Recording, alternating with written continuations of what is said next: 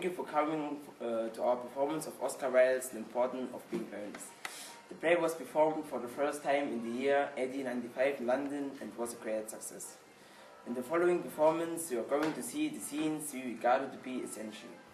Before we start, the characters are going to introduce themselves. Jack. Hello, I'm Jake, and you can call me Ernest. Algernon. Hello, I'm Algernon Moncrief, and the things that are most important to me are good food and pretty women. Cecily. I'm Cecily Cardew, and Mr. Jack Worthing is my guardian. Gwendolyn. I am Gwendolyn Fairfax, and I am the fiancée of Jack Worthing. Lady Bregner. Good evening. My name is Lady Bracknell and I'm the aunt of Algernon. The other Jack. Morning, ladies and gentlemen. I'm Jack. The butler. Hello, my name is Lane and I'm a butler. And Miss Prism. Good morning, ladies and gentlemen. I'm Miss Prism. Enjoy this trivial comedy for serious people.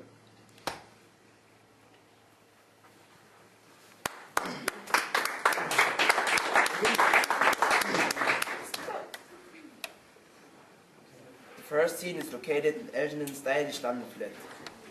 Algernon is talking with his best friend Jack, whom he knows as Ernest, and finds out that he's in love with his cousin Gwendolyn.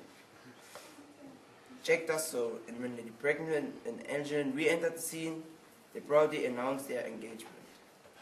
Not convinced by her daughter fiancé, Lady Bracknell decides to interview Jake privately.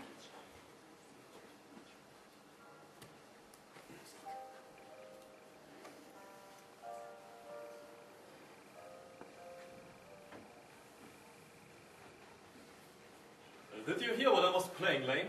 I didn't think it polite to listen, sir. I'm sorry for that. For your sake. I don't play accurately. Anyone can play accurately.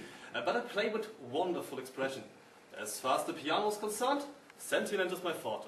I keep signs for life. Yes, sir. Speaking of the signs of life, have you got the cucumber sandwiches cut for Lady Bracknell? Yes, sir. That would do, Lane. Thank you. Thank you, sir.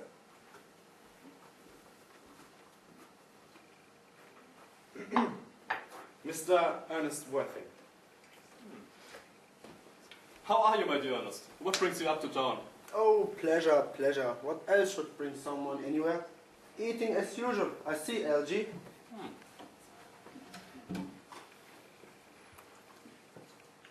I believe it is customary in good society to take some slight refreshments at 5 o'clock. Where have you been since last Thursday? Oh, in the country. What on earth do you do there? When one is in town, one amuses oneself. When one is in the country, one amuses other people. It's very boring. How immensely you must amuse then. Why the cucumber sandwiches? Who is coming to tea? Oh, merely Aunt Augusta and Gwendolyn. Oh, how perfectly delightful. That is all very well, but I'm afraid Aunt Augusta won't quite approve of your being here. And may I ask why? My dear fellow, the way you flirt with Gwendolyn is perfectly disgraceful. It is almost as bad as the way Gwendolyn flirts with you. I'm in love with Gwendolyn. I have come up to town expressly to propose to her. I thought you had come up for pleasure. I call that business. Oh, how utterly unromantic you are, Algernon. I don't see anything romantic at all in proposing. It is very romantic to be in love. But there's nothing romantic about a definite proposal. Why? One may be accepted. One usually is, I believe. But then the excitement is all over. The very essence of romance is uncertainty. If ever I get married, I'd certainly try to forget the fact. Oh, please don't touch the cucumber sandwich. They're ordered specially for Aunt Augusta. Well, you have been eating them all the time. That is quite a different matter. She's my aunt.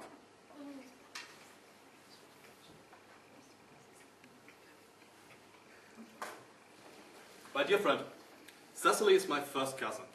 Before I allow you to marry her, you will first have to clear up the question of Cecily. Cecily? What on earth do you mean by Cecily? I don't know anyone of this name. Then, what about the cigarette case you left in the smoking room last time you dined here? Do you mean to say you had my cigarette case all the time? I wish to God you had let me go, you had let me know. I was nearly offering a large reward. Oh, I wish you had offered a reward. I happen to be more than usually hard up. However, now that I look at the inscription inside, I find this isn't yours at all. Of course it's mine. You have seen me this 100 times. Yeah, but this is a present from someone of the name of Cecily. And you just said you didn't know anyone of that name. For heaven's sake, give me back my cigarette case. From little Cecily, with her fondest love to dear Uncle Jack. But your name isn't Jack at all. It's Ernest. Well, my name is Ernest in the town and Jack in the country. And the cigarette case was given to me in the country. Now go on, tell me the whole story. Why are you Ernest in town and Jack in the country? I may mention that I've always suspected you of being a confirmed and secret Bunburyist. And now I'm quite sure of it. Bumberist? What on earth do you mean by a bumberist? I will reveal to you the meaning of this incomparable expression as soon as you're kind enough to inform me why you're Ernest in town and Jack in the country. Well, Mr. Old Thomas Carter, who adopted me when I was a little boy, made me in his will garden of his granddaughter. Cecily lives at my place in the country. Where is this place in the country, by the way? Oh, that's nothing to you, dear boy. You are not going to be invited. I suspected as much. Now go on. Tell me why you're Ernest in town and Jack in the country. Well, my dear LG, I always was pretended to have a younger brother with the name Ernest, who lives in the Albany. So I was quite right in calling you a Bunburyist. What on earth do you mean? Well, you have invented a very useful younger brother called Ernest, so that you may come up to town whenever you like. I have invented an invaluable permanent invalid called Bunbury, so that I may be able to go down into the country whenever I choose. Well, I'm not a bumberist at all.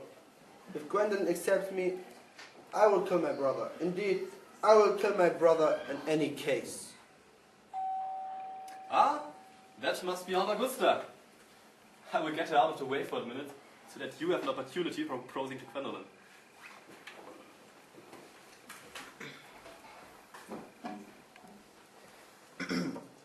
Now we are at Jack's country estate, where Miss Brisson is teaching Cecily. Pretending to be Jack's brother Ernest, Elgin comes to the country to flirt with Cecily. In the meanwhile, Jack returns from London earlier than planned and tells everybody that his brother Ernest died. He also announces that he plans to be rechristened Ernest as Gwendolyn fell in love with the name. By coincidence, the two gentlemen meet. Jack is very angry that Elgin played such a trick on him and asked Elgin to leave the country immediately. Elgin doesn't do so, but announces his love to Cecily instead. As Cecily is also in love with the name Ernest, Elgin arranges to be christened Ernest too. While the men are having a little argument, Gwendolyn arrives at the country estate and meets Cecily for the first time. After some small talk, Cecily tells Gwendolyn that Mr. Worthing is her ward. You can take a seat, Mr. Worthing. No, thank you, Lady Brooknell. I prefer standing. I feel bound to tell you that you are not down on my list of eligible young men. However, I'm quite ready to enter your name. Should your answer be what a really efficient muffer requires? Do you smoke? Well, yes, I must admit I smoke. I'm glad to hear it. A man should always have an occupation of some kind. There are far too many idle men in London as it is. How old are you? 29. A very good age to be married at. So what is your income? Oh, between 33 and 40 million a year. In land or investment? An investment, chiefly. That sounds very satisfactory. Now please tell me where your place of residence is. Well, I have a country house, some land, about 1,500 acres, I believe. But I don't depend on that for my real income. country house. How many bedrooms? Well, that point can be cleared up afterwards. You have a townhouse, I hope. Well, I have a house in Belgrave Square. A girl of a simple, uninspired nature, like Gwendolyn, could hardly be expected to reside in the country. What number of Belgrave Square? Number 149. That unfashionable site. I thought there was something, however, that could be easily be changed. Do you mean the fashion or the site? Both, however. Where are your parents living? Well, Lady Bracknell, I have lost both of my parents. To lose one parent, Mr. Worthing, may be regarded as a misfortune. To lose both looks like a carelessness. Well, the fact is, Lady Bracknell, I said that I have lost my parents, but it would be better to tell the truth that my parents lost me. I don't know who I am by birth. I was, well, yes, I was found. Found? And where have you been found? In a shopping bag. Are you serious? Yes, in this shopping bag. I have it always with me. I have found in this shopping bag. What would you advise me to do? I would say I would do anything to ensure Gwendolyn's happiness. Anything. Dear Mr. Worthing, that is way too much for me. You'll never ever get to marry my lovely daughter. Please get out of my way. This is absurd. You are on the same level as a product of a supermarket. Thank you, Lady Bracknell.